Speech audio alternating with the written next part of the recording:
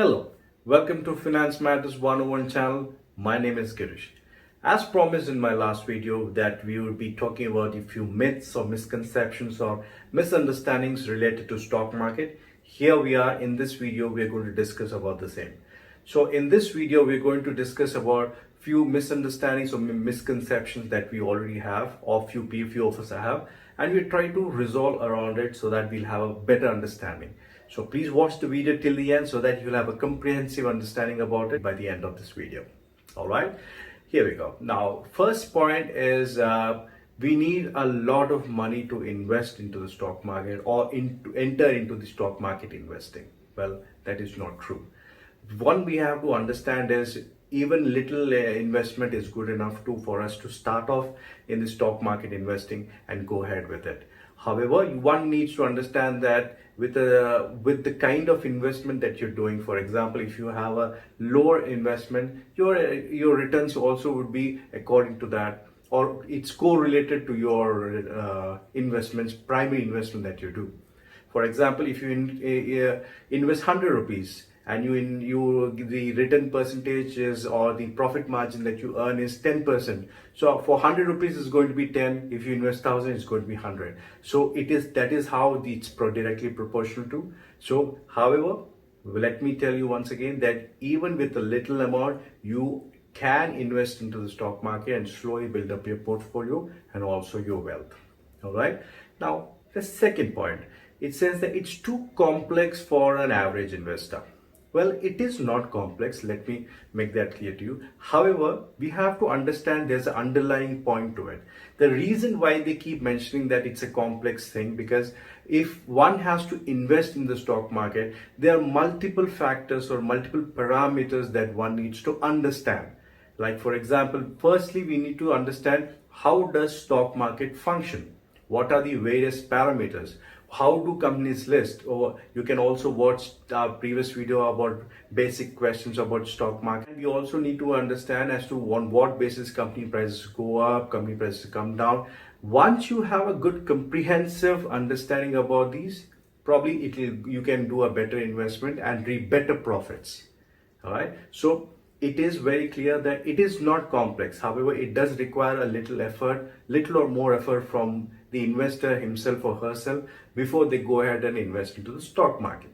Now, they say that the next myth or the next misunderstanding what we have come across is they say that one needs to invest a lot of time when you invest into the stock market. Well, once again, we do not need to invest a whole lot of time when you invest in the stock market until and unless you are a day trader. Please understand, if you're a day trader, it is always obvious that you have to keep up with the market every moment so that you will understand when to exit or when to enter. It depends.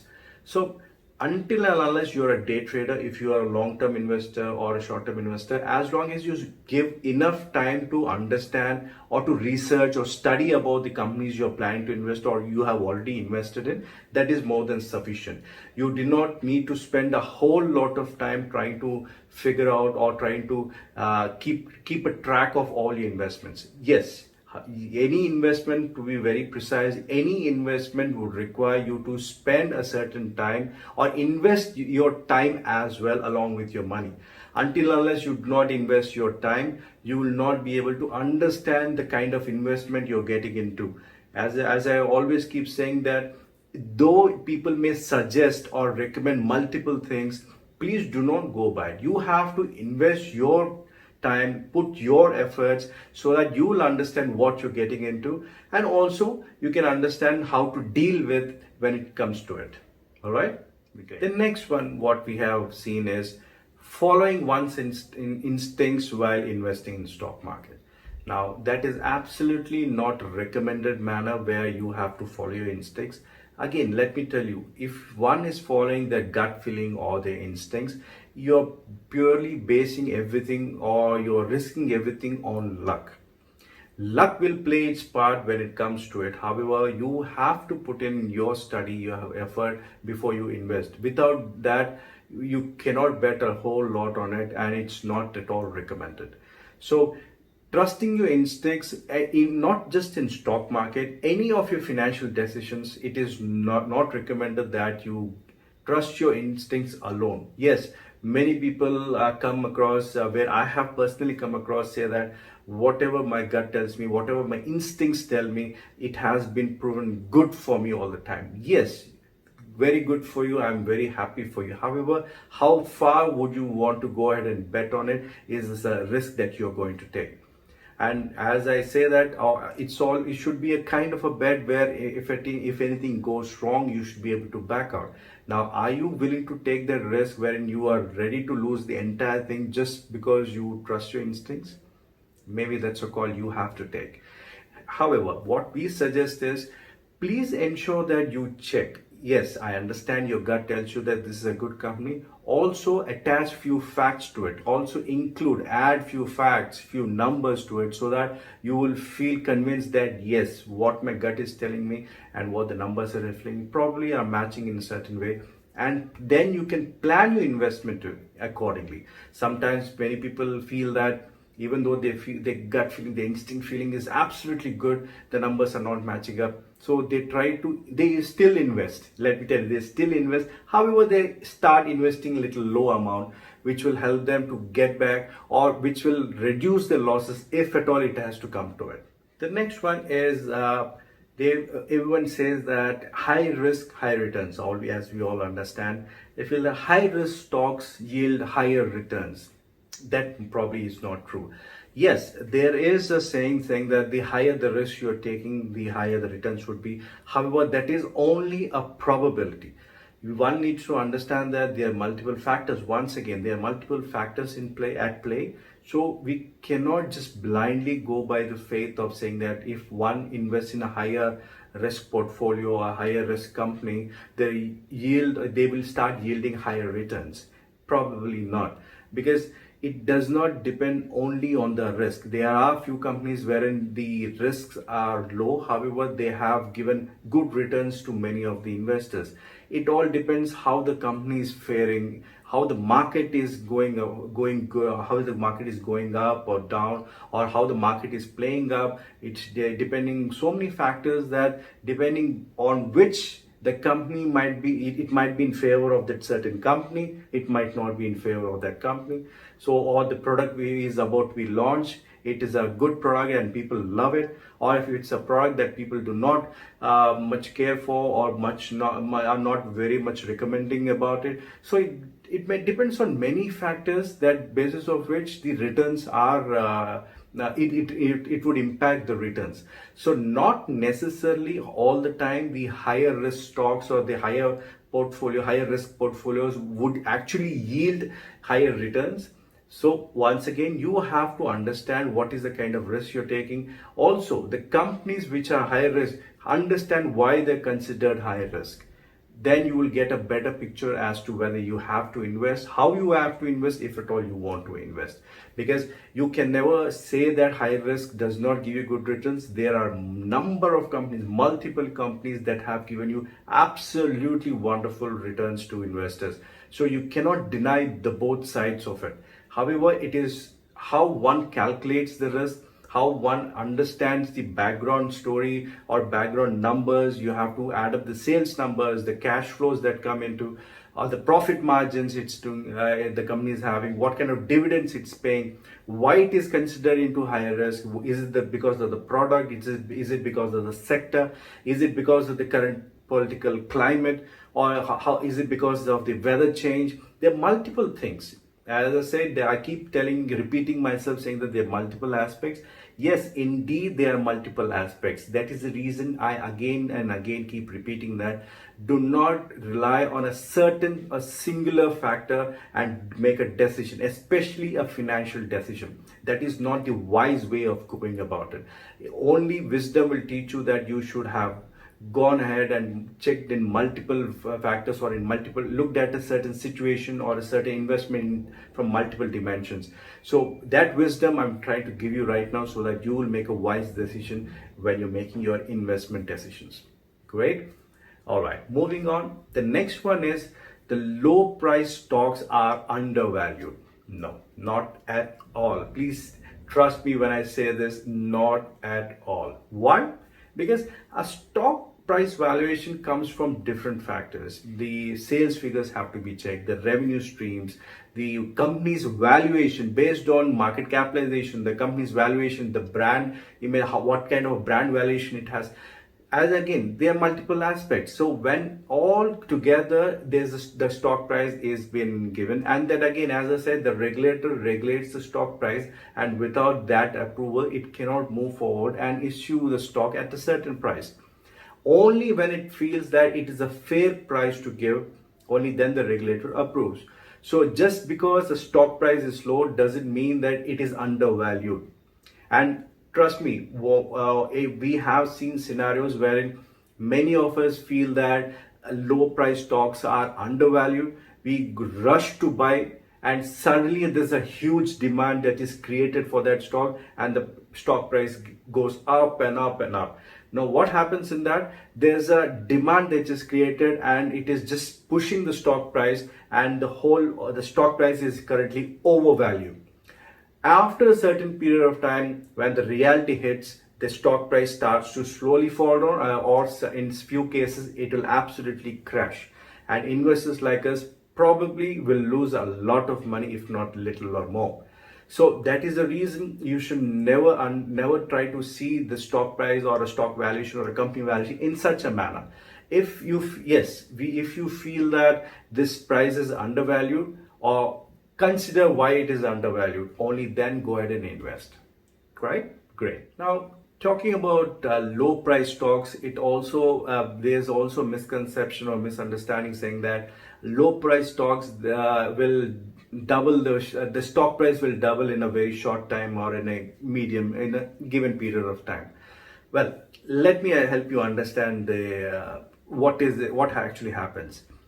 If there is a company which is currently valued around, let's say, 1 crore Indian rupee, the stock price could be 1 rupee today. All right. Now, for the stock price to become from 1 rupee to double to 2 rupees, the company's valuation has to grow from 1 crore to 2 crore. All right. Now, we all feel that this is a very easy thing because it's 1 crore to 2 crore is easy. But understand this. If a company is valued around 10 lakh crore, do you really think it is going to be easy for it to become 20 lakh crore in the near future? It might become. There is always a possibility for it to, because the markets are absolutely giving us wonders and surprises. There is a possibility. Is there a nearest possibility that it will become the nearest likely future? Probably not. Now understand this. For a stock price to double, irrespective of its current price, the entire company's valuation has to double. Only then the stock price will be doubled, or the product or services has to absolutely blow the market, and then only it will be done. And it is not that easy. So for any stock price to double, the company's valuation has to double. So let us not be with the understanding that low stock prices are very easy to buy and we feel that the prices will double. But the underlying factors for any stock price to double or stock price to increase or decrease will remain the same across all the companies listed in the stock market. The underlying fundamental of how the company's stock price increases and decreases never changes. Please remember that. All right. Well, next one is understanding that the fast growing companies make a very good investment. Well, fast growing companies are always very attractive because we see that the growth is happening very fast, irrespective of wherein the companies have grown over the years. We hardly tend to notice, but however it has happened, and suddenly we wake up and say this company has become so huge. However, there are few companies where they have grown. Instead of in a decade, they might have grown in 1 year or 2 years or 3 years. They have grown so fast that we feel that it is going to grow even more, and we start to invest. Now that will not make a good investment, or it is not a good investment strategy to follow, because as I say again, when a demand, not a real demand, but just that since the buyers are rushing in to buy that particular stock, there's a demand that is created which will boost the stock price to go up. Now, when the reality hits again, it is gone. It will be back to the ground, back to the reality. Now, what happens when the demand is created? As I just mentioned a little earlier, that the stock price gets overvalued. Any stock price which is overvalued is not a good investment. Will not make a good investment. So one needs to understand that growth is always good. We always want to see growth, but having the feeling that the growth has to be immediate, or it has to come within a very short period, is not the reality that we should be living in. We need to understand that money grows, our investment will grow. However, it will take a certain time. It will take a lot of patience. One needs to understand how the market flows, and there could be anything that suddenly that could happen, and we suddenly wake up that the stock market has fallen down. We have seen in the past, we have seen recessions, we have seen depressions that happen in the financial sectors, and everything was washed away. It's like a reset button that has been touched and everything was back to square one. We have seen that. Now, what we learn from our history, we need to be absolutely careful, meticulous in how we make our financial decisions. All right. The next one is to buy stocks that are currently in news. Well, good news, not the bad one, because our app, obviously, if it's in the news for bad reasons or not so good reasons, we might not be going for it. However, irrespective of it, if a stock has been talked about too much, or it's been discussed about it in the news, and it's been coming in the news for various reasons, good or bad, irrespective of it. If it's good, let's consider good on that. So when there's too much of news going around saying that it's going to do good, it's going to go up, there's a deal coming in, there's a new product being launched, there's a merger that is happening, or there's a lot of investment coming into the company. So what happens again? The stock price, there's a huge demand that is created. The stock price again overvalued. As I just mentioned, overvalued stock does not make a good investment strategy. It does not make a good investment, because when we know that a stock price is valued based on how the company's sales are, the revenues are, and the financial metrics are actually, based on that, the stock price can go up to a certain extent. As the company grows, as the company capitalization grows, the profit margin grows, the stock price will slowly move up. Now, suddenly it moves to, let's say the stock price has to be 10 rupees, and suddenly because of this demand that is created, it goes to 20. However, given the company's current status, the financial status, how the numbers are, it probably can be only 15. That means it is very overly priced. At some point, it has to come down. So if I buy the stock at 20 rupees and understanding that the actual price of the stock can actually go up till 15, don't you think I'm in a loss? Yes, ponder over that for a bit, then you'll realize on that. So it is not suggested to go for a stock which is currently in use, as one of the greatest investor, Mr. Warren Buffett, also said that invest in a stock which is not in the news, and not invest in the stock which is currently in the news. Because when everyone is running for a certain stock, that might not be the right time to invest. Probably find a better time to invest in that particular company or stock. All right. And lastly, people have the understanding or a feeling that it is always the safest bet when you invest in blue chip stocks. Yes, understand the reason why we call this blue chip is that these stocks are absolutely good. The companies are absolutely good. However, these companies are kind of not too big to fail companies. However, let us learn a few things from the history. There have been companies which were so good, so big, and we thought that these companies will make us create so much of wealth for the investors, and they have absolutely crashed. Now, few examples if I have to give you, one is your Satyam. Satyam keep coming back and again in our sessions. One is Satyam. The second recently which happened is the Yes Bank. No one expected what has happened with Yes Bank to happen actually. Now, investors have lost huge money. Who is responsible for this? No one will take the responsibility, obviously. And internationally, we have seen Lehman Brothers. So, giving you examples for the reason that you probably will be able to do a small study as to why these companies have failed. Now, did we expect these companies to fail? No. Did we expect these companies to do absolutely wonderful? Yes. So, learning from our history of what has happened from the market, it is always to be very safe. So, how do we be safe? Ensure that you're not investing too much in a company, because what always a diversification. If you have referred my previous videos, I have mentioned that the ground rule of investing would be diversification, irrespective of blue chip stocks or regular stock, higher risk stocks, medium. It is irrespective of that. Ensure that you diversify your investment. Always ensure that you always have a risk free or the lowest risk possible, so that if anything goes wrong, you will always have a backup. You always continue your standard of living your life, so that you're obviously impacted, but not impacted to the level that it is going to change the entire your life or your standard of living.